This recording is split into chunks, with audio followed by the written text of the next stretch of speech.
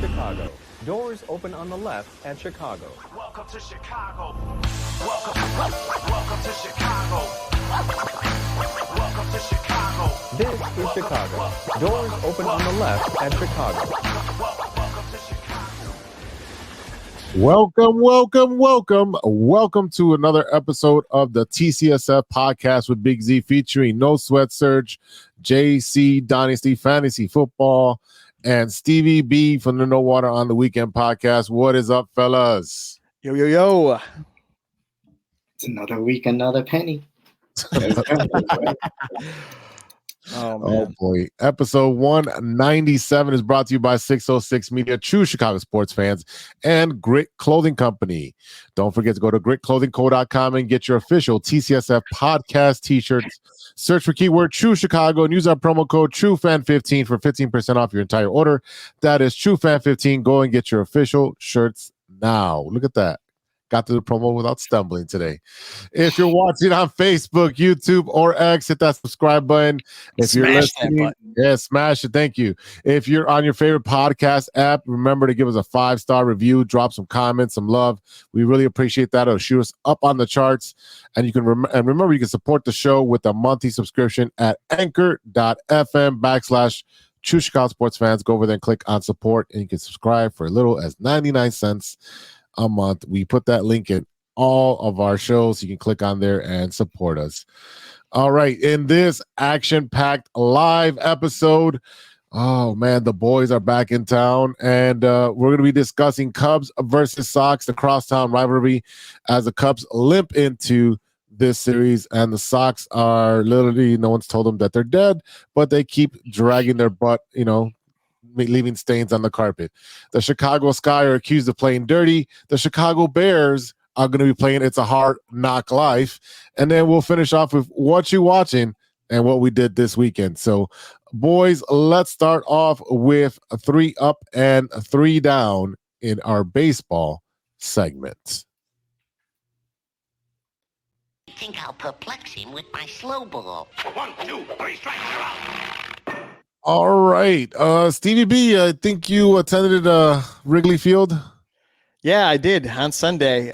Sweet life of Stevie B. No, it was great. I got there really early because my mom got the hookup per usual. Yeah. She, got invited through her vendors and stuff like that. So me and my dad also tagged along. Wow. A beautiful day, but not a beautiful game at all. Ben Brown immediately had a great first inning, second inning, throws 4 runs in. And out of all the conversations we said, starting pitching has been key and the hitting hasn't come, and the middle relievers and the closers somehow ruined the game. That's potentially what happened with Ben Brown. I mean, he had a bad start. He gave up some runs. We had guys on base. We couldn't score them, not until the bottom of the 8th. Bottom of the 8th. And I don't know what to do with this team. And we have the White Sox coming in, and I'm not saying I lose faith, because I've been listening to everyone who's a Cubs fan. They're saying, oh, it's time to panic. I believe when we went to London, we came back, we didn't do so well. And then all of a sudden we caught fire. We're a 93% chance to go into the playoffs. And, we had an A, and then we had an F. I hope that happens, but we're reliving the past of last season, digging ourselves in a hole, and then having to claw our way back out, just pretty much having to fight in battle. And I don't know. I have more to say, but I want these guys to jump in too. So I'm excited to see David. I'm excited to see David Bodie come back. He was in AAA. He was in the minors. I'm hoping he comes back and gives him a little bit of a boost. Hey, he got a single. He did get that. That's pretty much it. But let me tell you something. When you get put in the minors and then get embarrassed like that a little bit, right? It's embarrassing to go out to the minors when you were playing the big leagues. Now you're getting called right back up. Maybe that'll put a little pep in his step, and maybe he'll make some changes. I don't know. I hope he provides some sort of lift, because this seems kind of lost, I think, 4 or 5 series in a row. 6 series. I just counted, gentlemen. 6 series in a row that they've lost. They went what? They have the same exact opposite record from April into May, and that's what brought them to 500. And they are struggling. And I told you, the pitchers are going to get tired. Your starting pitcher's going to get tired because your relief pitchers can't hold the lead, and the bats went cold, and it's going to start to flip. And sure enough, the Cubs put up 7 runs on the Reds on Saturday. They put only 2 on Sunday, but they put 4 on Friday. I mean, if you're getting 4 and above runs, you should be winning the game. Again, you guys are hurt. You guys have. I don't want to hear that anymore. I don't want to hear the hurt injury thing because you're not calling up the players. You're not calling up the good players up. Right. And again, we haven't even won back-to-back games, and I don't know how long. It's like we lose the first game, win the second game, and then lose the third game. It's just like we shouldn't even won Saturday if Swanson didn't hit that home run, honestly. Right. Mm-hmm. And then, Suzuki got that grand slam in the bottom of the second, which bailed us out. And it was a 3-hour, game delay. It's just, we find ways to lose. And it sounds like I'm talking about the White Sox here. Like, I don't get what else to do here. I mean, if you want to call players up, but at the same time, it's like, I don't know what we could do. Trades are too early, right? I mean, on Wednesday, I'm going into this game thinking we have a 50-50 chance. It's not like last year where Morel hit that dinger in the 9th and won. I mean, I would love that, but I don't want it to go to that close because we could lose. It's never too early for trades. But yeah, I'm still a believer. I'm not giving up. I think we could get ourselves out of the hole, but I don't know where the spirit's going to come back. And when they're all clicking, they're all hitting. It just seems that way. I don't know. From the dead. That's where they're going to come back from, the spirits. This guy. All I know is the food in the suite was delicious, and I loved it. And there was I'm a little jealous, man. Was there bubble on the food? I had amazing time. The sweet life. The dessert cart came in. Fabulous. Living the dream of a fat kid. I hate you. I mean, I didn't really eat that much. And I lied. I did, but I didn't really drink that much. I was watching the game. You gotta shovel that in there. I mean, I had 3 hot dogs. No ketchup, by the way, but to each their own. It's okay. Roma Dunze sides with me. Ketchup it is. Oh God. I'll shut up if he gets a touchdown in every game or 2. Yeah. For the first 4 games, if he gets 2 a game, he's not from Chicago. He doesn't understand how you adopt it correctly. It's okay. The Cubs are 29-31, 7.5 back from the Brew Crew. The Cubs are now in 3rd place. They're a half game behind the Cardinals, who actually have been doing very well. They've been one of the hottest teams in the NL. And then the Cubs are 2-8 in their last 10. So it is time to pull the emergency ripcord. It is time to pull the fire alarm. It is time to break glass because this stuff is broken. It's time to fix something, and the moves have to be made immediately. You have to go out there and get ahead of the game because the Orioles lost a pitcher, New York lost a pitcher, the Padres lost a pitcher, Texas lost a pitcher. All those guys lost one of their major cogs in their pitching staff. Now, not to mention any other injuries that they may have, but they have major injuries in their starting staff. So they are going to be the spenders out there. And if the Cubs do not start making moves, they're going to be left behind. You need another starter to replace Hendricks. Simple as that. Your guys are still not there dominating. So you need another pitcher. And I will say this, with the series with the Brewers, Craig Hansel was he, I'm speculating. I'm not saying I agree, but it looks like, was he the one behind the magic behind the Brewers, or was it other players? Yeah. So that manager managed to, I believe, a College World Series with Notre Dame, in which he played for him. Kirk Hansel played for him at Notre Dame, and then he brought him as his bench coach and ended up getting promoted. And he's an old school, hard nosed type of manager. And you see the results of that is that he's managing them way better than Craig Counsell did. So while it was a lot of talent up there that succeeded and they did well, he was always criticized the way he used his bullpen and his pitching staff. and that he might have burned them out. Sounds familiar. Well, yeah, but that's what I'm saying. Like right now, is Craig Counsell the guy that we originally thought he was, or there's all speculations when it comes to this because now we're not winning, and the whole month of May we had the same record of wins and losses as the White Sox. Like I don't, no, it is upsetting because we have a better roster than on paper we do. On paper, we have a better roster. Than who? Then I would say the Cardinals for sure. It doesn't matter who the Cardinals put on the field; they've always produced. They've always tell that produced. to Wilson Contreras. But anyway, I'm just saying this is what it looks like to me. So I don't know. Currently, your 5-man starting rotation is Shota Imanaga. You have James Taillon. You have Javier Assad, Justin Steele, and Hayden Wiesenski. Yeah, I mean, I was thinking about Jordan Wick coming back up, but I know he's still on the injured reserve list. Mm-hmm. So I don't know. I got no words for this. Time to start making some moves. It really is, and you got to shake it up. Get another starting pitcher that's going to be a dominant starting pitcher. You want to go out there and get that seasoning. They better go out there and get that seasoning. They better go find that sazon con achote because I'm telling you, these guys are just they look nasty. They're not doing nothing. They look salty. I don't like watching the games. I put it on in the background as background noise, and it just looks bad. It looks awful. Every time I turn up, I'm like, these motherfuckers are losing again. I've mentioned it over and over on this show. Prospects are suspect until they start proving yourself. And even then, it takes 2 to 3 years. All right. So right now, if you're trying to win now, it is time to trade some of those prospects for a winning player.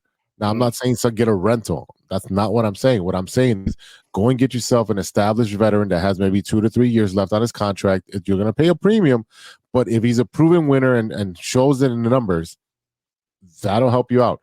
If you're going to get a rental, it's not going to cost you much, right? If you need a closer, right? Go get Kopech. That's a rental, right? 6 months, you'll give up a low A ball, double A player. Boom. It doesn't cost the Cubs anything. If you want a starting pitcher, you want to pay a premium, you could White Sox. How much for Crochet? He's been dominant. He's had one bad outing, just like Imaga, one bad outing. So Man, I notice every week how you throw that out there. And I'm gonna be honest with you, y'all keep trying to rob us. No, I agree with. I agree with you, but I noticed that the White Sox always wind up getting one of our good players, and then we're like, man, we kick ourselves. The trade was for Eloy. And Eloy was like, and he's been hot garbage. The throw-in, which was Dylan Cease, is the one that's been dominating, and he's been doing well over San Diego. He's gone. So, I mean, again, they're suspect until they prove themselves, and that's why you don't know what you have. Same thing when we traded Tatis. Yeah, he had a big name, right?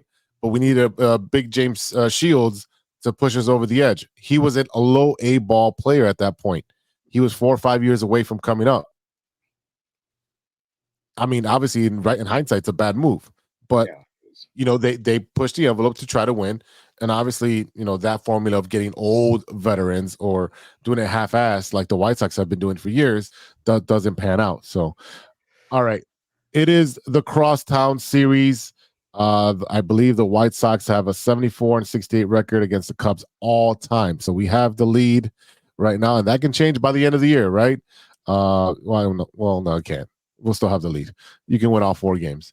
So we're looking at, it's going to be a tough game because both teams are struggling, and the White Sox just came out of playing the Brewers, and we had Tommy Pham get into it with Willie Contreras, and calling him out. He's like, dude, if you want to fight, I ain't the one because I train in the off season. You got Crochet, who's not going to be pitching against you, so you're lucky. You'll have Eric Fetty and the other kid, but looks like Lubob should be back for the White Sox series. Yeah, but who's pitching? Who's pitching tomorrow for both teams? For both teams, I can get that. I got Chris Flexen and Shota. Yeah, and Shota. So yeah, and I'll be going to that game. So Shota should feast on the White Sox hitters because show out. Yeah, he's gonna show out. So he will be, White Sox will be swinging and missing. Right now, technically, like what I think what's wrong with the White Sox is you have a losing culture. You have no leadership. You have a bunch of veterans that are frustrated with what's going on the bench. No one's practicing. No one's warming up the way they're supposed to. Like the culture is completely messed up, and that's it. That's what they said they were going to fix when they got Getz and they put Grafal in there and all this stuff, and none of the stuff they've been saying has actually happened. So right now, trade everybody. Trade everybody in my roster. The second game is going to be Eric Fetty versus Jameson Italian, and Italian's okay. He's not that great. Yeah, okay. See. The thing is that Eric Fetty is the one that won the Cy Young Award over in Korea, right? He's been pitching very, very well. He pitches well at home, but his splits on the road are very bad. He's had 3 bad outings. Toronto was a bad outing. I can't remember the other team, but like he's had some bad outings on the road. Chicago is Wrigley on the road, really? I don't know. We'll see how that goes. But like if you look on paper, what the matchup is, the White Sox should take the second game based on pitching. I hope not, because that's when I'm going. I really think it's going to be the opposite. I really think that because of the strikeouts, the pitch count for Imaga is going to go up, and so he'll be out maybe in the 6th. What's up? Oh, he'll be out in the 6th inning. Then the bullpen will blow it for the Cubs on Tuesday, and I think on Wednesday the Cubs should dominate that game because I think Eric Fetty's going to have a bad outing. Yeah, I'm a believer here. Shrek, I'm a believer. I'm not going to leave her if I try. I'm going to say we're going to take both games because I want to take both games. I think we should take both games. You should. If we're going into the 6th inning, I mean, anything could happen in the rest of those 3 innings, and I'm not saying that can't happen. But I'd like to think it's a crapshoot always after the 6th inning. No, it definitely is. It's like throwing rock, paper, scissors. Like, what outing are you going to get? I like to think we could take it. Like, this should be a series where we go in with the Reds. We should have won. Yeah. They're not great on paper. Then we're playing, the White Sox. Then I guess, this upcoming weekend we're playing the Mets, but then they're having issues too. This should be an easy week for us, but it's becoming very painful. There's no run support either. So let's not always leave it all on the pitchers, because I know the pitchers, okay, fine. No, true. Where the hell's the run support? No, that's very true. But also, if you're starting pitchers going out and throwing 4 runs, and then you got to go and play catch up, it's not easy to do all that. And I'm not saying it should be easy, but you're digging yourself in a hole, and then you're putting pressure on the players that they got to go and get it bad. It's easier when we got hitters on this squad and they ain't hitting. That's the problem. You just paid Bellinger all this damn money, he ain't doing nothing. I mean, with the contract, I don't think it was bad. It was better. It was a good deal for both sides. I'm just saying, I think we should be fine. I think we're just in that slump, but I don't know. I don't want this slump to go any longer, because then I'm going to get more depressed. And if you listen to No One on the Weekend, I'm already there.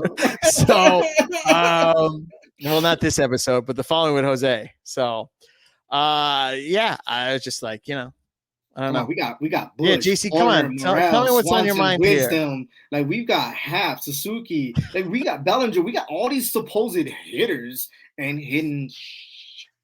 They ain't hitting nothing. They can't even hit the bottom of the fucking ocean with a rock.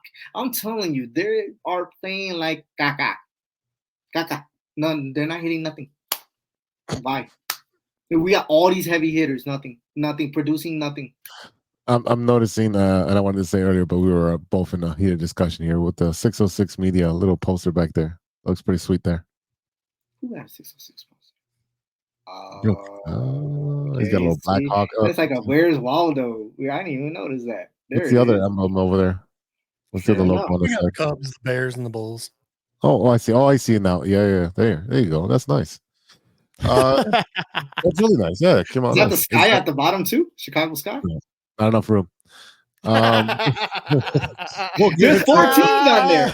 I see 14. They gotta stop beating up Caitlin Clark first. We'll get into it in a little bit, but before we get into that, I wanted to get to your impression of breaking news, right? This broke. Was it? It says June 3rd. That's today. I can't believe it's June already.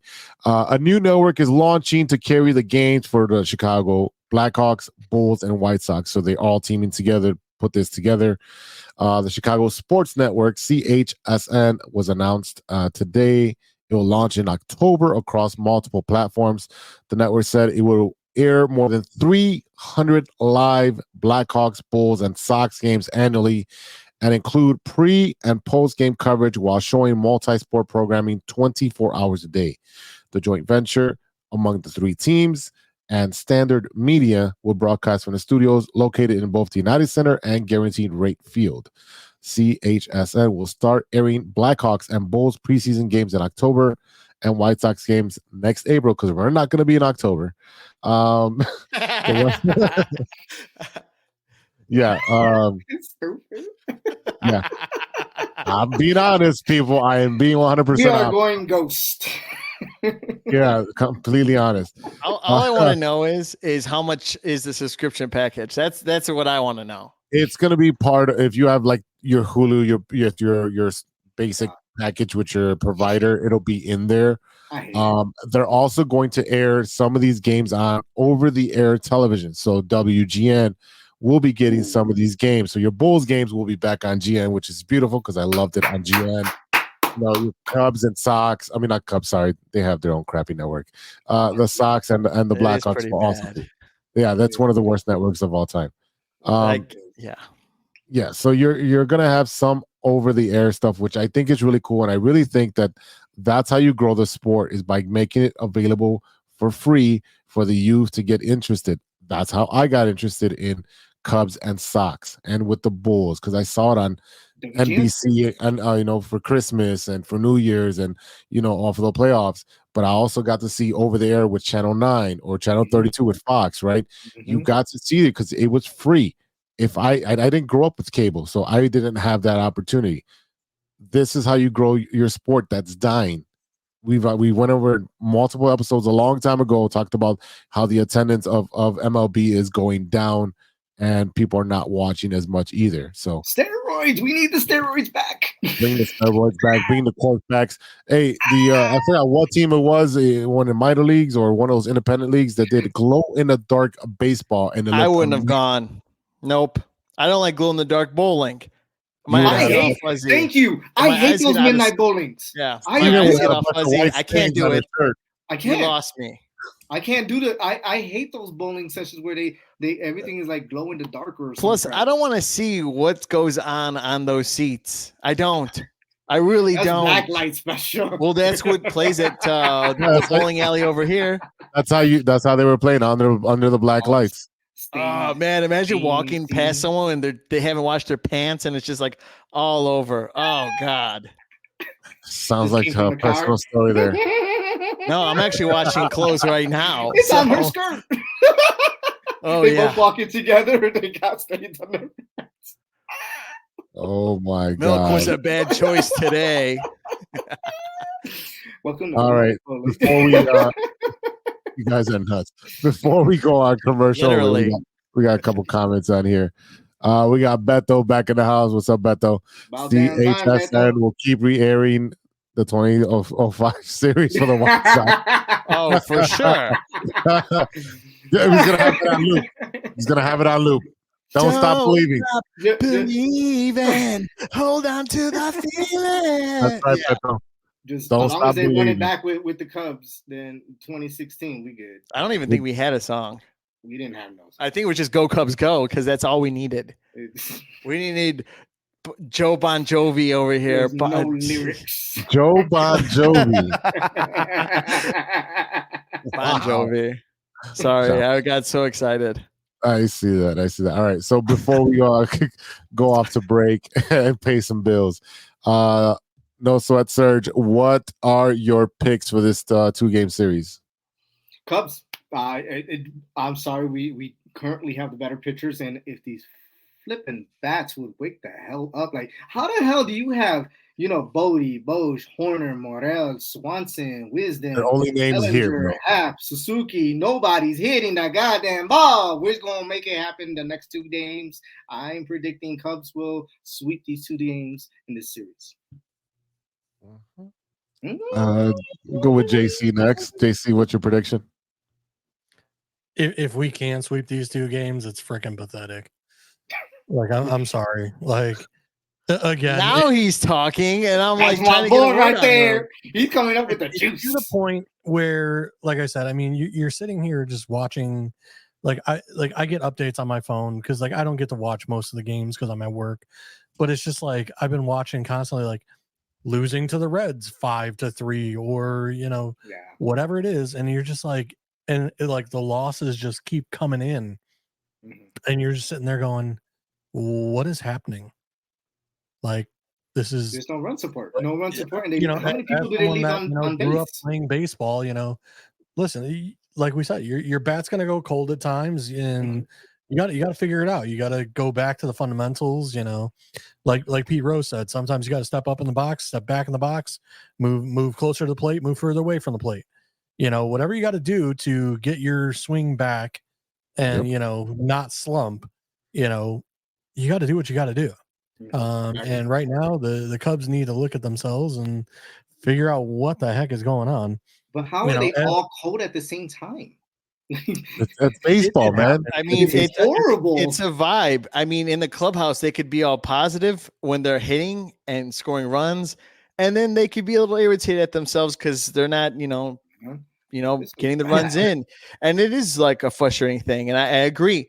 There's no runs, but I have a feeling that we're going to get our runs back. It's going to jumpstart it from these 2 games with the White Sox because it's like, they got nothing to lose and we have all to gain. So let's just make our fans happy and give them a pounding. The game nowadays, I mean, it is so statistics driven. I mean, they know, all right, this hitter cannot hit low and away. They can't hit up and in. They can't hit a slider for shit. They can't hit this. They can't hit that. And like I said, it's all statistics based now. And, the information packages on hitters and stuff for pitching nowadays, I mean, it's insane what they can tally up and figure out. So again, hitters need to adjust. They need to work on, their weaknesses. And unfortunately, right now, pitchers are winning and the Cubs are losing. So, and unfortunately, our relief staff is not winning. We're as good as our starting pitchers right now. And unfortunately, all of our relievers and our closers. Listen, a team just has to look at the Cubs and say, hey, we're going to suck for the first 5 innings, but once we can get this starting pitcher out of the game, we're going to shellac the backups. We're just going to tee off on them. And unfortunately, that's what's happening with the Cubs is, you got starters killing it. And then basically you're giving up the game by putting in relievers that can't close out a game. So again, it is what it is. We've already talked about it. We've already said, what the Cubs need to do. Stop playing games. Go get yourself a good reliever. Go get yourself a closer. I was, while you guys were all talking, I was kind of looking up Cade Horton to see what was going on with him. Looks like he's got an injury now with a lat injury. So there you go. You the guy that you're supposed to bring up in 2024 as a pitcher, well, now he's on the shelf. So that's a guy you're not bringing up to replace Hendricks. So Trevor Bauer? I mean, bring him up every episode. I mean, we might as well bring him up now. I mean, Yeah, I'm gonna have to tag him because I'm like, hey, bro, we bring you up every single episode. We got love for Trevor Bauer. If we could get him as a special guest on from Mexico, on that would be awesome. Like I said, I mean, we talk about him every episode. It's just like, I mean, literally, I mean, his social media, I mean, he's just posting stuff left and right. And I guess he had one bad outing recently, I believe. But I mean, you love watching he's got like mic'd up and like he's sitting there talking about, all right, we're going slider low. And that's almost what you're seeing now with the Cubs, right? Like we were just talking about, like, you know, the statistic packages that they're receiving, their scouting reports, and he's talking about all of that while he's like on the mound on his YouTube videos. You know, he's talking about like, oh, you know, this guy can't hit low and away, you know, we're going to go with a slider here. And like, he's talking into, like, he must be mic'd up on the mound for his YouTube channel. And I mean, he's talking you through like where his head's at and what he's doing, and why he's attacking, you know, hitters the way he's attacking them. And like I said, I mean, unfortunately, he's giving you an insight of what's happening to the Cubs right now. You know, the stats package is out. There's been a month of, you know, pitching now, and everything's coming out. You know, hey, here's what we need to do to take the Cubs to the woodshed. You know, and unfortunately, the Cubs are not adjusting. So you're saying the Cubs are splitting, or what? The long way around. I'm sorry. I think your White Sox are just so trash that I hope to God we can take both. You know, we have doubled their wins so far. I think White Sox are at 15. We're close to 30. So, like I said, I hope to God we can take both. And then, you know, I think it's 3 series away for St. Louis. So, you know, like I said, we'll see what we can do. Hopefully the bats can come alive against a lesser team. I think it'll jumpstart it. Honestly. Exactly. I'm hoping that'll jumpstart the team to get back to winning. Well, Sir, the White Sox are a dead battery. We can't jumpstart your offense. You got a unit battery to jump your battery. Serge said Cubs take both. So did JC. So did Stevie-B. So did Beto. No, he's taking split. No, he's doing split. I want the split. I want the split because I'm going tomorrow. He's thinking bowling. He's thinking of bowling. The split. I'm off. And it's not going to happen. I'm off from bowling. I'm not bowling for a while. Yeah, me either. Thank God. All right, ladies and gentlemen, we'll be right back after a word from our sponsors. Hey, true Chicago sports fans, show off your Chicago pride with some fresh clothes from Grit Clothing Company. At Grit Clothing, they create that simple yet classic style that represents that Chicago Southside lifestyle. From t-shirts to hoodies, hats to glassware, they've got you covered. Grit has everything you need to represent your Chicago pride. So do it right now. Check out gritclothingco.com and use the promo code TrueFan15. TrueFan15 for 15% off your entire order. Let me say it again. That's gritclothingco.com and use the promo code TrueFan15 for 15% off of your entire order.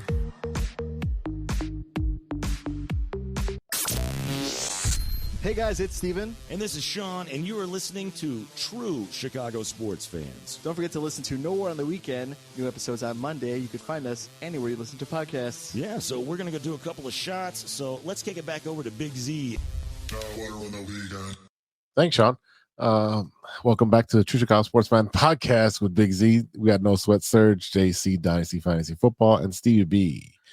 You know, we got the baseball segment out the way, and it's going to be a hot topic for the next couple of days. But, you know, the biggest hot topic in Chicago at the moment, it is the Chicago Sky.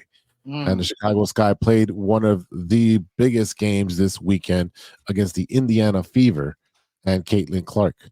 It was a well-fought game. I mean, I think it was up and down. I think right now those rookies and these teams are playing very sloppy.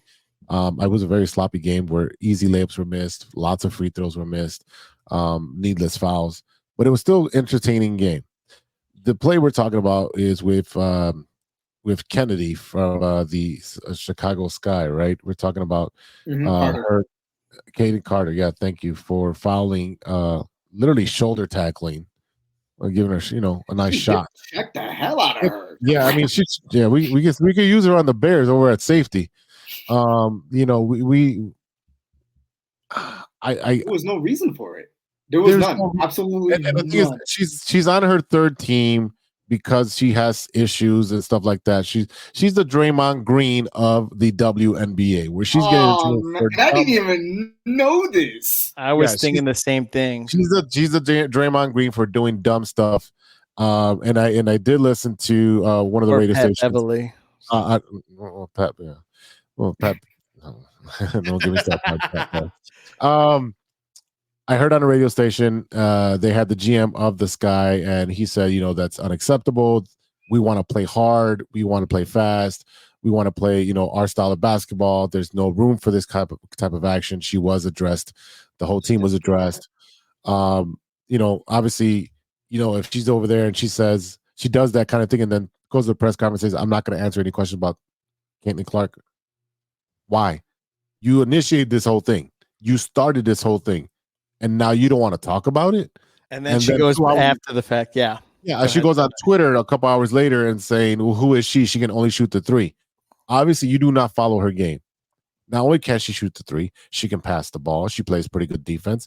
And she's also a rookie. She wasn't there. She wasn't present during that game they were playing. I mean, she was passing the hell out of that ball.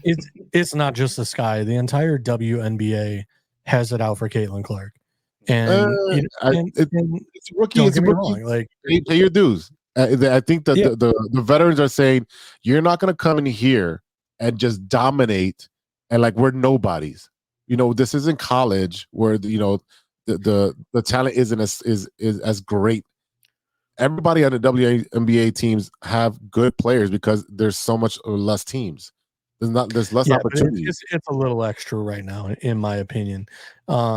Like I said, I mean, she shouldn't be talking shit. She has been talking to the ground multiple times. She's opening her mouth like she's Larry Bird. You are a rookie. You are a rookie. Know your place. Do not talk until you talk to. Like Kevin Garnett said about rookies.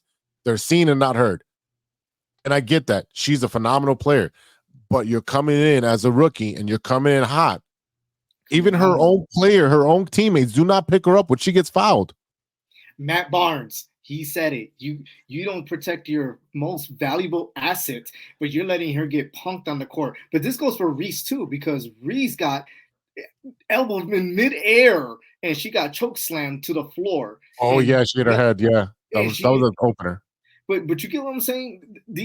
You want equality. Let's talk about equality a little bit. You want the equality. You want the men money. You want the men's way they play the game. Then you need to go out there and do what they normally do, right? So when Matt Barnes said you need to protect your asset, you see all these guys go and protect Jordan, or they go protect all these other players. Like who was it that got into the fight? Jordan was not protected until they drafted Charles Oakley. Yeah, and down the line. That was the enforcer, and no one was allowed to touch Jordan after that because you had an enforcer. But the first 2-3 seasons, he was getting fouled hard by Detroit and Boston. Those teams did not. I mean, they were literally bar fights on the court. When you look at those highlights, it was no fouls. Guys are getting punched and hit in the nuts and clotheslined. That was the NBA back then. That's not what I'm saying it should be now, right? But we're saying equal calls all over the field, over the court. But at the same time, you're opening your mouth. You're trying to showboat. You're trying to show up the WNBA players that are playing now. They're going to take offense to that. They're going to take offense. Obviously, she's bringing a lot of eyes to the sport, right? There's 3 million people watching her now for the Fever game. That's 3 million people more than the whole season combined last year, right? They suck. She's on a bottom feeding team. Did they pick up some good players? Yes, but they're all rookies. They're not going to succeed. That's why they only have 2 wins. But again, she's over here chirping like she's still in college, like she's the top dog. Guess what? You're going to get knocked down every time you drive to the hole. You're going to catch an elbow on a screen. I'm going to give you an extra shoulder. It's going to happen because you've got to pay your dues as a rookie. Simple as that. See, to me, I think it's the complete opposite. If y'all are good enough, shut her down. Give her 0 points. She's still out there scoring 20 points. No, she scored 11 against us. She scored 11. That's it. Against most teams this year, she's putting up about 20. And to me, it's one of those, she's still doing her thing. So she's going to be Larry Bird out there, and she's going to chirp because she's still scoring. And until you put 2 people on her and shut her down and basically say, like, no, we're not going to allow it.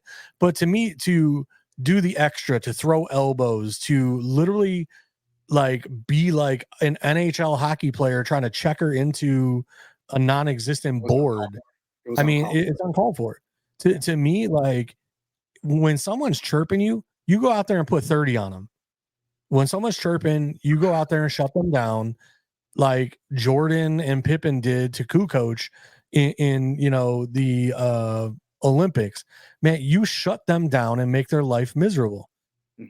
And that's how you win.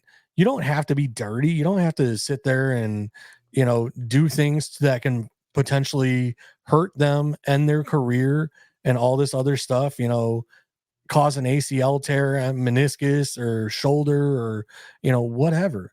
Like to me, that trying to hurt. I'm not saying trying to hurt it. I'm just saying the WNBA ladies are going to play hard. Elbow you. Like again, to me, that's unnecessary. To me, like again, you go out there, you set the tone, and you just kill them on the scoreboard. And then in the press conference, you can sit there and say, "Hey, you know what? She can say whatever she wants. Go check the scoreboard.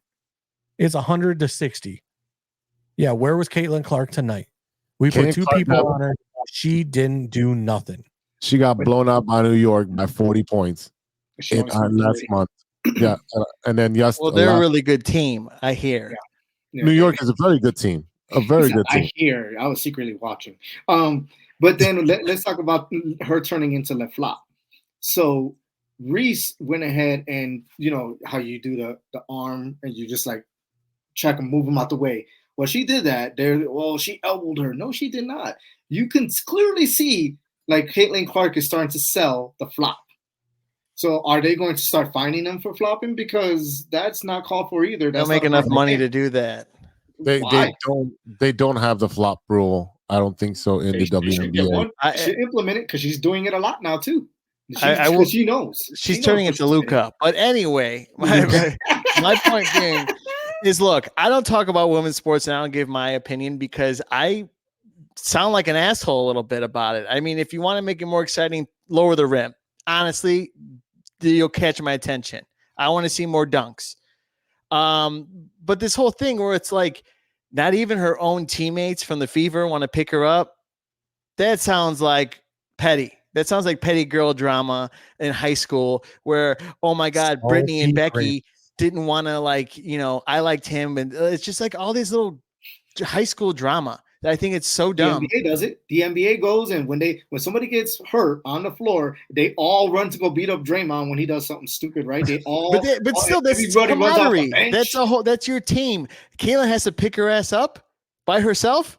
I would be like, you know what? I don't need you guys. I'm going to go score 30 and do whatever I can and just pass me the ball. But Steve, that brings it back to the salty grapes. Yeah, like no she has a contract with Nike. She's got a contract with like all these sponsors. Wilson, just jealous. She's getting all the attention, and all these other females in the WNBA, they're just salty right now. And I think their emotions are getting the better of them. I agree with JC on this one. Oh boy. But this is what I mean. This is why I don't talk about women's sports because there's so many variables, and I only talk about guys sports because I don't want to.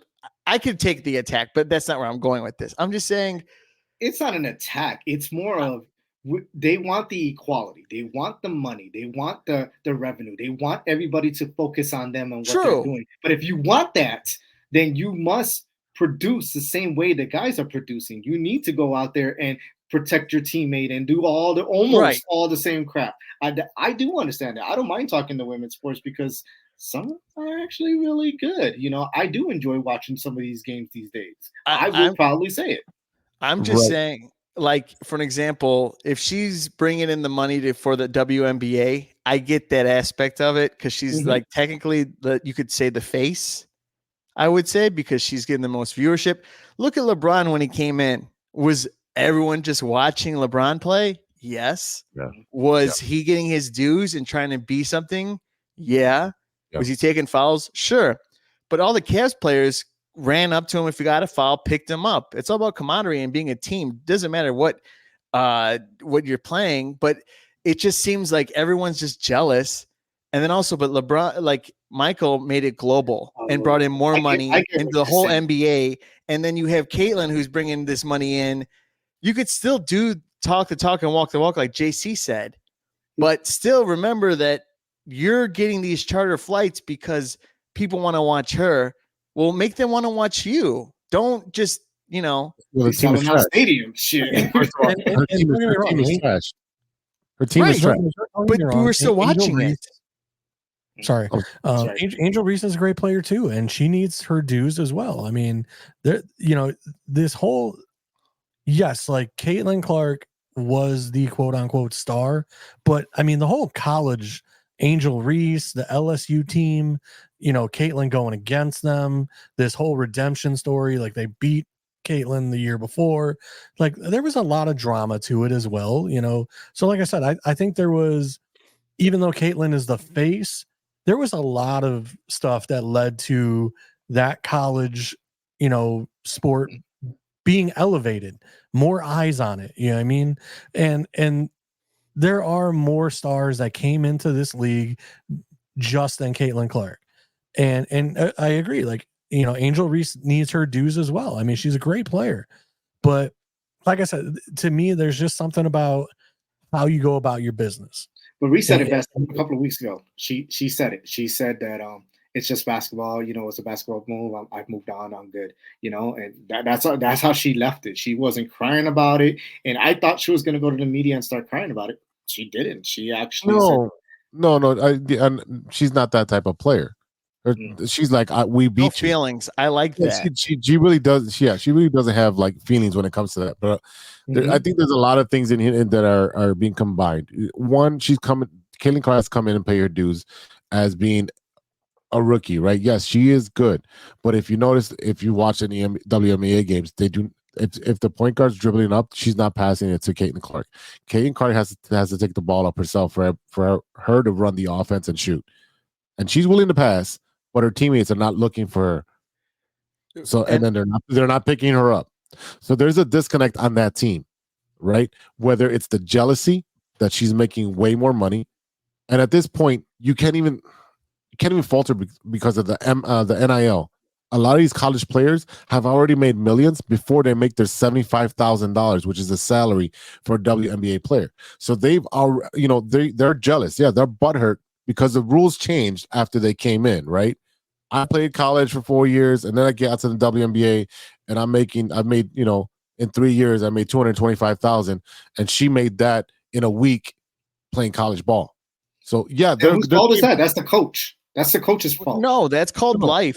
For an example, all three of you probably make more money than I do, and I could I could like laugh about it and get jealous. But the only way I can make more is if I go and do more, do better. I don't. Be a better person. Yes, elevate your game. But I want to go back to Jose because it sounds like, and I'm saying it's the coach's fault, and I'm going to tell you why. Because it sounds like the coach for the Fever or whatever. It sounds like she's encouraging this bull. It sounds like she's encouraging it. You're not saying you bring that ball up. You make sure when Caitlin cuts through, you feed her that ball. She's not encouraging. She's encouraging the bull and the toxic that's going on possibly in that locker room, causing these girls. I bet you the next game when she gets pushed to the floor, they're all going to run over there and go pick her up now, right? Because the media noticed. Because we noticed. Well, she's been getting her ass kicked at Caitlin Clark, especially against the New York Liberty, because I watched 2 of those games, and she's taking some hard picks, like clean hard picks, and she's falling down, and she's like, "Can I get a call?" And they're like, "Nope, it's a clean pick," but she's getting hard picks. It's part of the game. It's going to happen. Now, do they make an effort to set a hard pick? Yeah, of course. That's going to happen. But again, her making money and her paying her dues on the court, I think are two separate things. Yeah. Because she's already made her millions before she even got to the WNBA. Making more money than most of those players are already making. So you can't falter for that. Is she bringing more eyes and more money to the WNBA? Yes, she is, and that whole rookie class is, because it's a star-studded rookie class. Yeah. Just like Steven said, bringing eyes is going to bring money, which is going to elevate the WNBA. Is it going to trickle down to the players right away? No. By bringing these eyes to the sport, It gets put on national TV. It goes on ESPN or channels ABC7. You get to watch it, and so forth. Bringing eyes to the sport brings more money because you have more revenue from the ads. Then you have TV contracts. Right now, they'll be exclusive or whatever. That's how you grow the game, by having great players, have great games, and great product. That's how you grow the sport. It's only, what is it? It's 20. It's going to be 30 minus 3, 27 years. 27-year-old league. Where was the NBA at 27? No one was watching it. Oh, I was. Yeah. Time traveler. Right. I saw a ball go into like an actual wooden basket. Okay. A peach basket. Yeah. Naismith. Yep. Yeah. See, the problem to me, I still look at it as these 4 to 6 year veterans in the WNBA. They just see this girl. She's done nothing in this league. She has a $20 million, and I don't know if it's actually $20 million. I'm just using it as an example. She has a $20 million contract with Nike. She has a $10 million contract with this, 10 million over here, 10 million over there. And who is she? And again, I think it's just salty grapes, and they don't know how to deal with their feelings that, hey, you know what? Why don't I have? You are opening up Pandora's box. Where is mine? I will say no. Go ahead. I'm sorry. I'm thanks, Steven. Even her own teammates. It's like I said. I think it's a matter of we've been here. We've been doing this. We've sacrificed X amount. We're making $200,000 a year. Who is this girl that just shows up and is worth $100 million already and hasn't proven anything in a league that we've been struggling in for 4 or 5 years now? Go ahead. I'm just saying, like, okay, Magic was probably getting more commercials than Larry Bird, or vice versa. They probably did equally, but now you see a lot of LeBron commercials and you don't see any other players. You don't see Blake Griffin anymore. You see Carmelo Anthony and Steph Curry's all over and Serge, Draymond Green. And you'll see these guys. But what about the other players? Like, they don't go out and chirp and say, "How come I'm not getting this TV ad?" or like, "I'm not getting this." Hold on. It's because it's only her that appears to be showing up in these commercials. Nobody else is really showing up in these commercials. Nobody else is getting these endorsements. That's Candace the issue. Parker, maybe I saw some commercials back in the day, but like I can't tell you any time I've ever seen a WNBA commercial ever. Well, that's the problem. Like I said, like I remember Anthony Hardaway commercials. I remember Michael Jordan's commercials. Little Penny. You know what I mean? Like, and like I said, there's local advertising money that, these players, I can't tell you like how many times I hear Bears players advertising for some car dealership or, I see Zach LaVine commercials over Kobe here. White, but like I said, right. Or New Balance. When have I ever heard a WNBA player for anything? Never. Her face is everywhere, bro. It's like Jesus for WNBA. Jose, you know what it's everywhere. Like. You know what we're talking about here, because you would see all the cool kids at the cool table and you would be like, I want to be part of it. But then you get a little salty and then you'd be better at everyone else. And then that would make them not like you even more. So, that's if you're a jealous person. Like, who would want to be a part of the cool crowd? I'm definitely projecting. That definitely was my childhood. I would sit and watch. I would read comic books in the corner and eat my Uncrustable sandwich with my Capri Sun. And a note from my mom saying, "You're my special boy." But I'm just saying. Hey, I didn't have to wear the helmet, Jose. I'm telling you right now. Anyway, but no, honestly, I just think overall in general, it's both parties. No matter what you spin it as, in my eyes, there's always going to be, it could be this, it could be that. They're catty, dude. But we can make a t-shirt that says WNBA. Let's just top it up to they're just being catty. And right now, instead of enjoying the moment where she's generating revenue, she's putting asses in the seats that other stadiums are not even doing. This they're hating on the wrong damn person.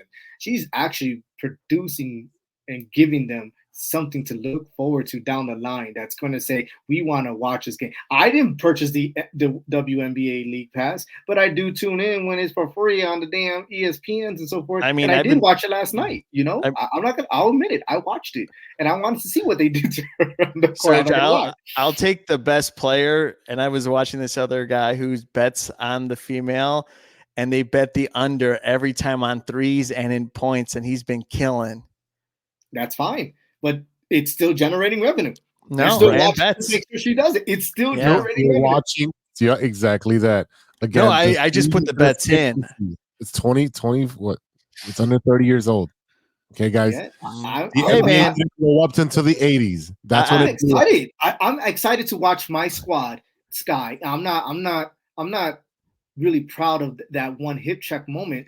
But but the whole bench got up like, yeah, because they were all like, get her, you know, because they already knew it felt like Bounty Gate all over again because they hip checked the hell out of her and they made sure she went to the floor like, you know who you are. And it happens a lot. It was a dead ball foul. It was it should have been put a flagrant, but they called it a common foul. They shot one free throw. What did they lose by? One free throw. 1 point. Right. So that dumb play, which gave them a free throw and the ball, cost them the game. So I am not condoning the way she conducted herself on a unnecessary dirty play, because it's a dirty play, because you could have really hurt her, and that's not what we were looking for in the league, because Caitlin is going to be great for the league. Kennedy Carter's dumb move. So should she be fined? Yes. So she should be suspended. I actually do think she should have been suspended for a game or two, because you could have really pay. No, you can't do that. They don't get paid nothing, brother. They get more money than I do, and I'm not hating. This is when Latrell Sprewell's lying. Yeah. You're not paying me enough money to feed my kids. Remember Latrell Sprewell from Minnesota when they gave him all that money, and then that's not enough money to feed my kids, brother. You was getting meals. Ain't nobody want to hear that. I don't know what you're feeding your kids. All right, let's take a quick break here, and then we'll come back with some Bear stuff. So I can't stand this kid. We'll be right back. Hey, true Chicago sports fans, show off your Chicago pride with some fresh clothes from Grit Clothing Company. At Grit Clothing, they create that simple yet classic style that represents that Chicago Southside lifestyle. From t-shirts to hoodies, hats to glassware, they've got you covered. Grit has everything you need to represent your Chicago pride. So do it right now. Check out gritclothingco.com and use the promo code TrueFan15. TrueFan15 for 15% off your entire order. Let me say it again. That's gritclothingco.com and use the promo code TrueFan15 for 15% off of your entire order. What up? It's Martin Moreno, and you are listening to True Chicago Sports Fans Podcast. Welcome back to the True Chicago Sports Fans Podcast with Big Z. We got No Sweat Serge, JC, Dynasty Fantasy Football, and Stevie B in the house. Martin! And, thank you, Martin. That's right. So it is time to go into some Bear stuff. And if you know we're talking Bears, we're talking 3 up and 3 down. I think I'll perplex. Oh, 3 Not down. that one.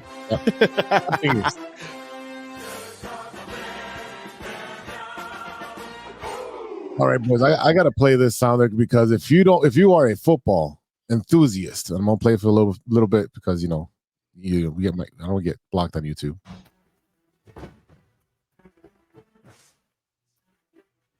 The voice of God, the Chicago Bears will be on Hard Knocks. I love the show Hard Knocks, boys. Do you like the show? No. You don't like the show? Why do you not like the show? I can't stand it. I don't watch it. Don't pay attention to it. When I think I watched it some years ago, I didn't like it. It just felt like a whole bunch of distractions. I feel like it's going to be a distraction for us, for our rookies. They're focused on the camera, what they can do for that camera, opposed to getting ready for the season. I wish they would have done this 2 years ago if they were going to do this crap.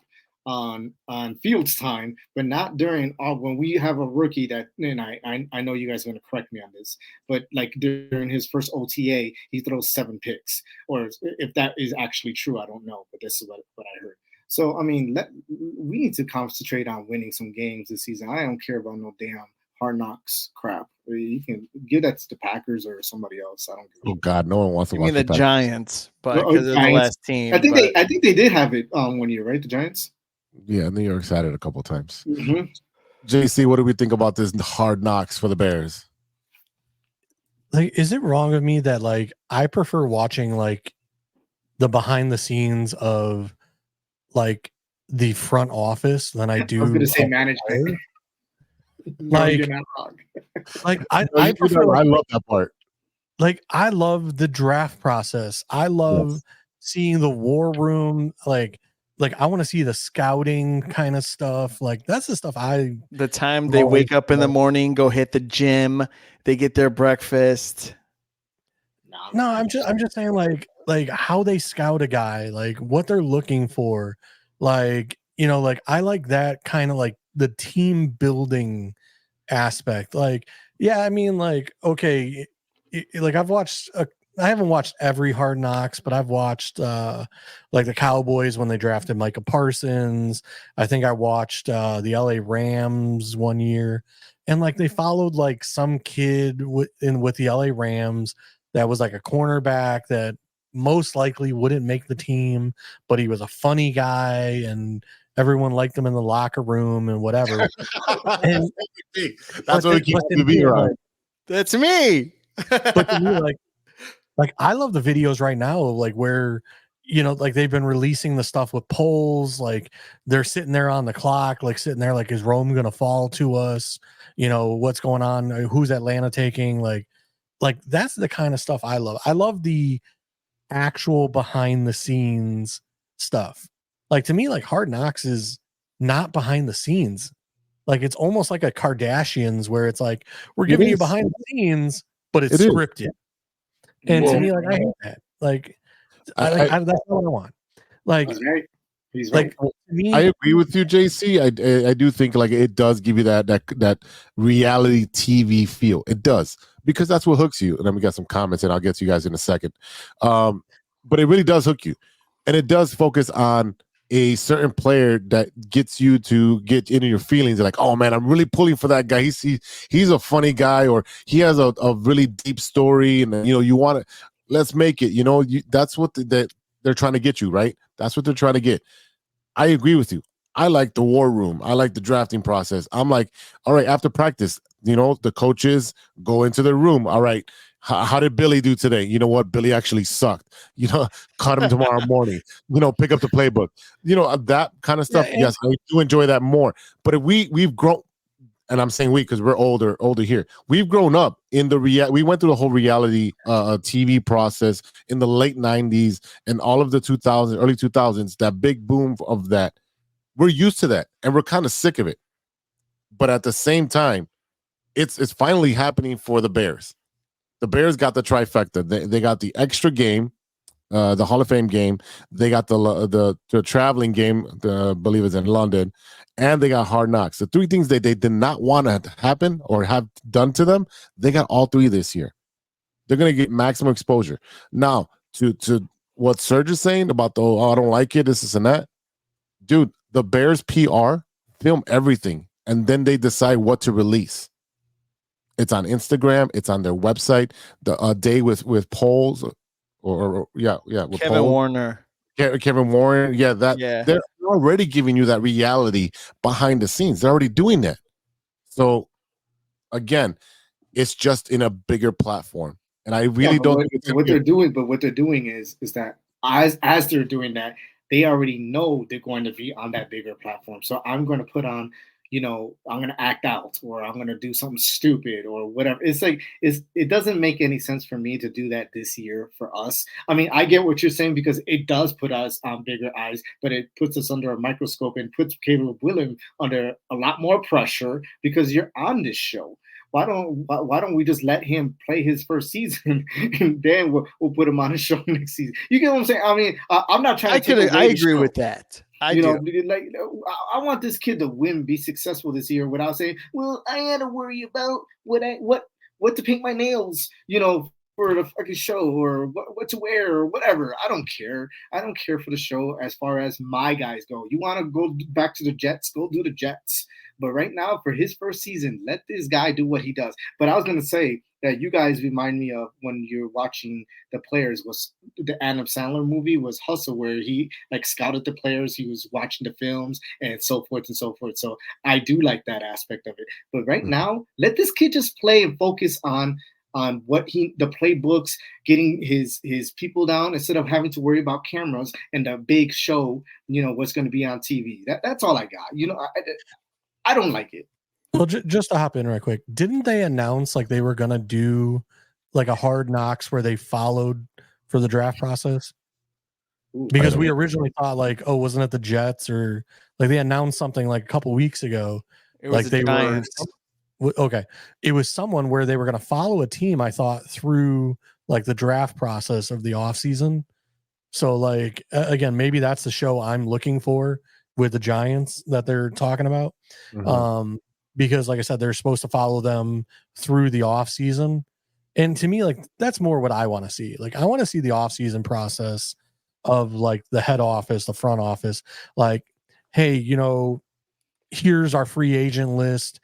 How are we going to attack this? We want this guy in free agency, this guy, or, how are we spending the salary cap, or how can we restructure contracts to get, Yeah, but you're talking to the younger generation who has the attention spans of a gnat. Because let me tell you something. I don't care about the younger generation. but they're the ones controlling the narrative. Well, they're the ones controlling the narrative.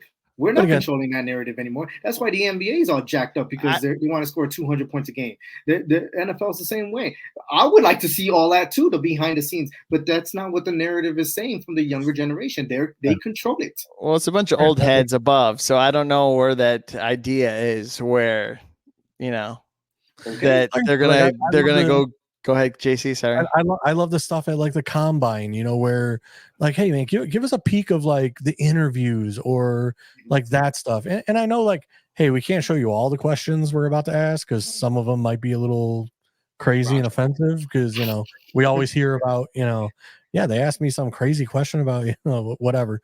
But again, it's the we always hear about oh, this guy fell in the draft because of medicals, and then we as a fan, we're well, what were the medicals, and I understand HIPAA, we can't but at the same time, it's one of those where it's I'm always you want to know for your fantasy football league. That's why you want to know the medical records.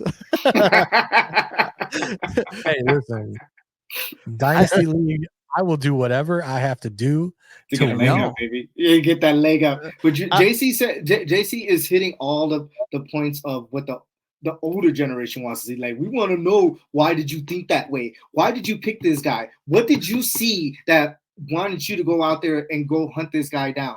But the younger generation, we want to see points. We want to see some drama. I hear that. Action. I hear that. And for me, I will agree with you. I think Hard Knocks is a distraction. Don't get me wrong. I do think that. But I will say this. Anyways, all day. I know. And that's what I'm saying. I agree with you with the PR team and stuff like that. And I get it. I feel like it is a distraction.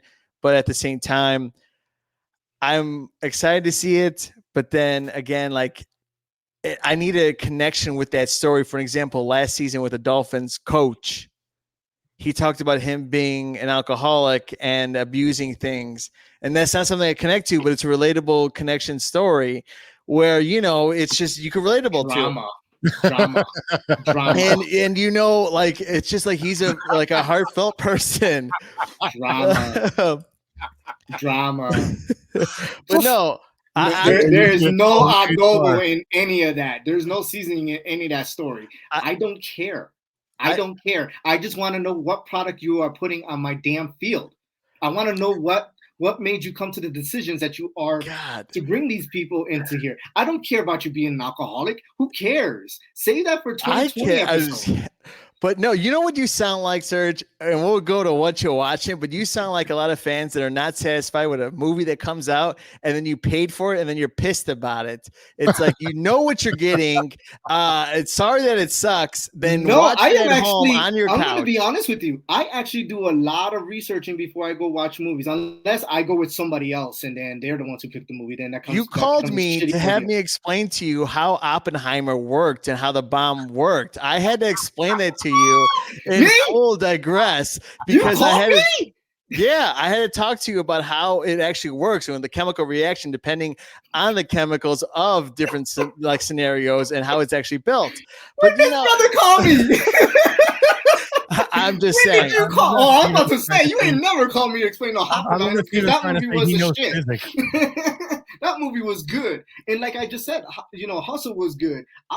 Bad Boys. I could wait till that shit comes out on Hulu. I am not gonna pay for Bad Boys unless somebody's gonna treat me because I am not paying to see that garbage. Sorry, Bad Boys 4 is not life. I'm good. I know what I'm gonna get into. What I'm trying to say is that I know how people start reacting when they see cameras and so forth. But all I want to know is what consensus did you come to bring this guy onto our team? I'm with JC on this. I want that. I don't give a crap about, Caleb Williams saying, oh, I'm going to wear pink or black or whatever for my nails. I don't care. I don't give a crap. I want to know what you're putting on our field and why did you put that on our field? I will ask this. Do you guys watch Wrexham on FX? No, not yet. Yeah, I do. So now JC, I could see why I like it, and I could see why JC likes it because you have Ryan Reynolds and why am I the other guy? I know Rob I'm thinking Rob McAfee. Yes, there you go. Yes. And you like it because they talk to the staff. They hire within their actual generally nice, great guys. They take care of the staff, especially people who've been volunteering for so long. You see the players that they go out and get, they spend money. And that's what JC is just saying that he likes. So that's why when he says, welcome to Wrexham or like that kind of stuff, that's all it is. Plus, I like the romance between both of them. I think it's pretty cool. I'm a Ryan Reynolds fan and a Always Sunny fan. Like Ryan Reynolds. I go back to when I watched the LA Rams Hard Knocks. Like Cooper Kupp was coming off an injury. Matt Stafford had just been traded to the team, like all this stuff. And it's like, there was no coverage of those guys. You know what I mean? Like they didn't talk about Kupp coming back from injury at all. They didn't show Stafford at all. Like I said, it was like I think they did cover Aaron Donald a little bit, but it was just like, again, it was just like I don't know, like smoke and mirrors. The things you want to see, they don't show you, and then what they do show you, it's like care, like about what you're showing me. So, again, I think I want to see what they do with the Giants one, like where like they're covering the whole off season, because like I said, I mean, to me, that's the more interesting thing of like, again, like what homework did we do on Caleb? What convinced the Bears that Caleb was the guy? What convinced the Bears, because, there's the report that Rome Odunze was the number 2 player on their board. Oh, like over Marvin Harrison Jr. Like, how did you come to that conclusion? Right. Or how did it makes sense now, honestly, if you've heard the news, but I mean, but he said, but to have it recorded and their minds working before we got to this point of today. Would have been freaking and that's great. Yeah. But right now I don't, like I said, it's a distraction. I don't like it. I don't care for it. I wish they would have waited till next season. Yeah, I mean, but we are on for the players, it's definitely a distraction. I know like the Bears have their own PR team, but I mean that's what 2 or 3 people, like it's a small team, maybe 7 people. I want that job. Where Hard Knocks, I mean, they're bringing in trucks and trailers and full film crews, and I mean setting up cameras in all the meeting rooms, and where you're used to maybe letting a fart go in the meeting room, now it's on camera, and it's so like I said, there's little things, no like privacy. That. Yeah, so like I understand that from an aspect of why Bears don't want it, but again, to me, like I'm way more interested. Like I said, I'm way more interested in the draft process. Basically from the Senior Bowl to the combine interviews to how a team puts a board together, scouting team. Like that's what I'm looking for. Like I kind of want that insight, more than like, oh, this player's, a funny guy and he's trying to make the roster. So we're wearing matching shoes today. Yay! Yeah. Well, again, JC, like you are in the bare minimum demographic that they're going to trying to get to. You nerd out when it comes to football. Yeah, exactly. I'm the nerd. I appreciate that. Right. I definitely appreciate that. And that, yeah. But when it comes to mainstream media, they need some kind of drama. Oh, is this guy going to make the team? And that's the younger people who are controlling that. Kardashian pregnant again. Eberflus have a secret life, Yeah, can we talk about how Eberflus is dressing better? Like, did he put that on Hard Knocks? Did he get a personal, he got the Kardashian. I think he got a wife dressing. I really think that they knew that the Bears knew probably 8 months ago that they were going to be on Hard Knocks and couldn't say anything because of NDAs and whatever. That's why I think he got glowed up. He got the hairstyle and all that stuff. I'm telling you right now. His whole family new shoes and everything. Did you see that? And have the whole new family cars, new house, new dog. A different mother. I don't think they knew, but it was a foregone conclusion that it's us. It was the Giant, or it was us, the Giants, Saints, and one other team. There was only 3 teams, and we've declined every year. So, yeah, essentially, it was going to have to be us eventually one year. Yes.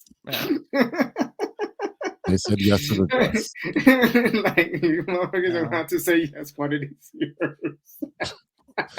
I'm not asking no more. I'm taking. We're just gonna tell y'all, look, you're just doing it.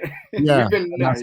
all day. He said you're getting the extra game for the NFL Hall of Fame game. You're going to London, and you're getting Hard Knocks. So how about that? It's good publicity. Don't get it twisted. It's good. It's great publicity. It's just not my flavor. I want to see Caleb Williams get comfortable doing what he needs to do without all these camera action scenarios going on around him.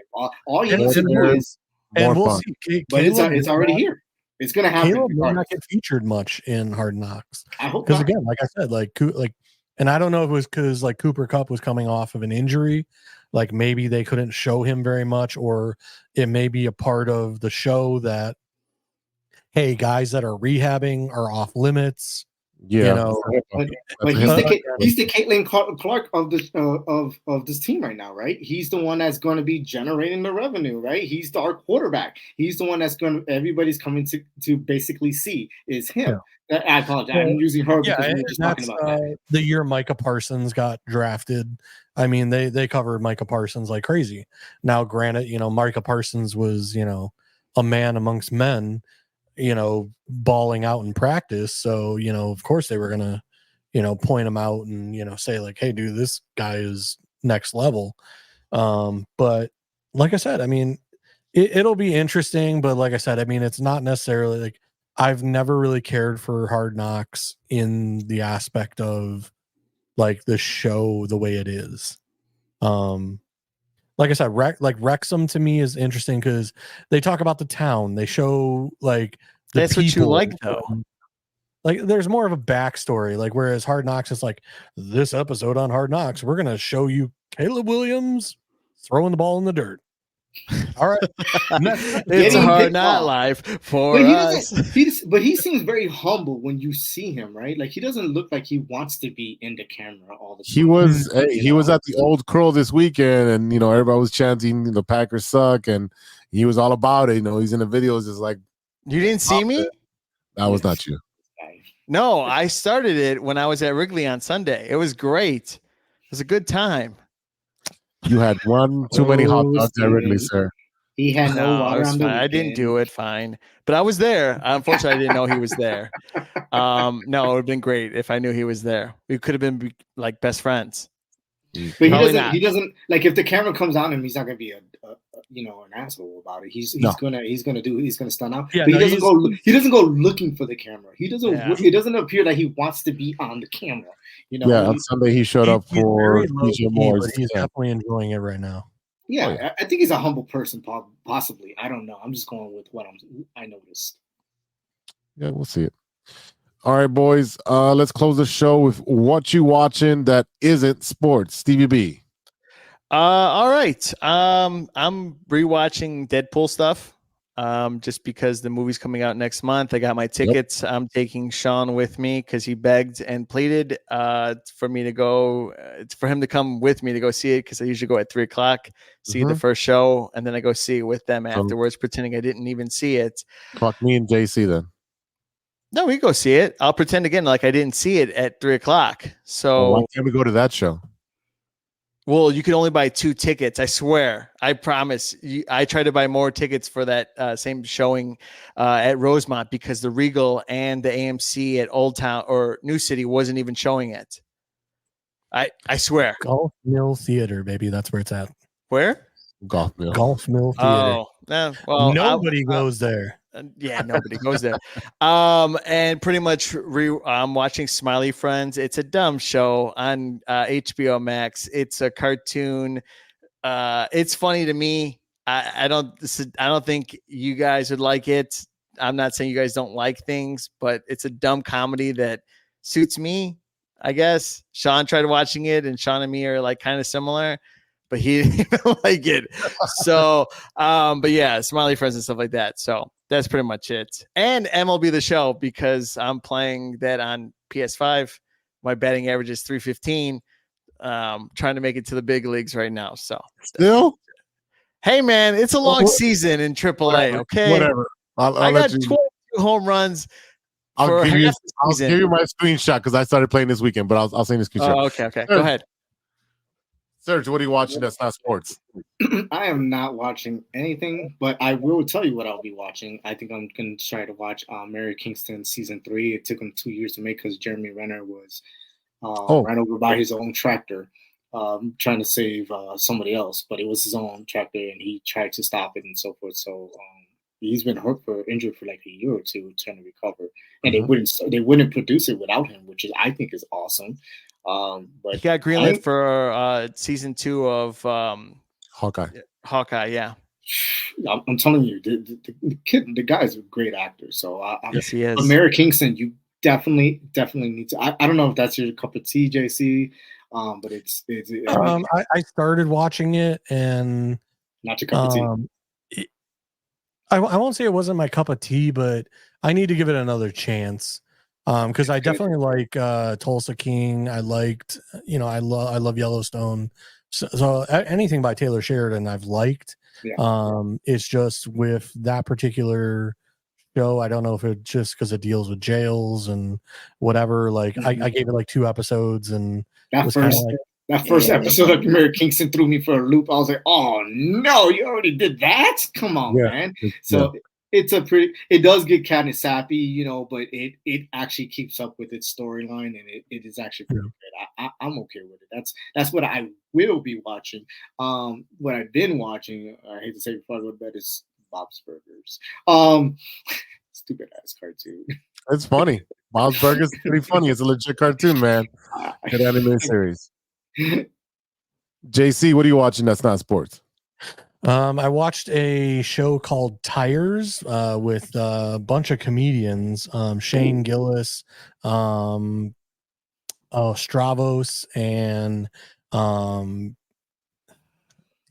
who's Andrew Schultz is in there as well. So it's a 6-episode season where basically it just follows like a bunch of people that worked in a tire shop, which hey, I worked in a tire shop for 4 years. So I kind of get that, tire shop, whatever, humor, or just I can relate a little bit. But I thought it was a pretty good show. I thought it was one of the better comedies I've seen recently.